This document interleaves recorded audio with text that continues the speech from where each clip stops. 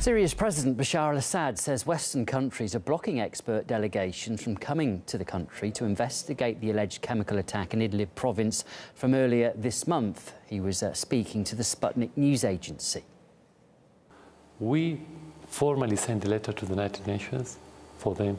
We asked them in that letter to send a delegation in order to investigate what happened in Khan Sheikhoun. Of course, till that moment, they didn't send because the West and the United States blocked any delegation from coming, because if they come, they will find that all their narrative about what happened in Khan Sheikhoun and then the attack on Shuairat airport was false flag, was a lie. That's why they didn't send. Crucially, the OPCW's investigating team hasn't actually visited the site of the alleged attack. Now, Iran and Russia submitted a proposal for a team to actually go to the site. That proposal was rejected by the OPCW. Instead, their chief today has said that the organization now has incontrovertible evidence that the nerve agent sarin or a sarin-like substance was used. However, there's still many questions about the samples that the OPCW have analyzed that have led to that conclusion. Now, of course, the Syrian president in that interview with Russian media has dismissed the findings of the OPCW so far. I mean, even if you look at the pictures, you can see that the rescuers, the presumable rescuers, were rescuing people without masks, without gloves, and they were moving freely. Yes. How this is against all the specifications of the sarin gas that they talked about. They cannot. They would have been dead like the others.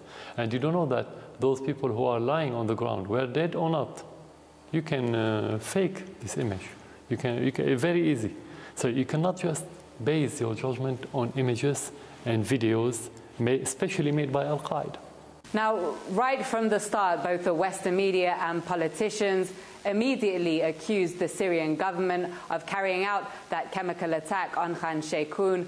Of course, those allegations have been, again, denied by the Syrian president in this interview today. He says the Syrian government no longer possess chemical weapons and that their last stockpile was shipped out of the country and destroyed in 2014 under a deal that even saw the OPCW chief win a Nobel Peace Prize. Now, President Assad said he believes that these allegations are a pretext, or rather were a pretext, for the American attack on Syrian army positions on April the 7th in the immediate aftermath of that alleged chemical attack. We believe it was false flag for one reason, and simple reason. If there was gas leakage or attack, and you're talking about 60 dead in that city, how could the city continue its life normally? They didn't evacuate the city. No one left the city. Life continued as normal. And this is mass destruction.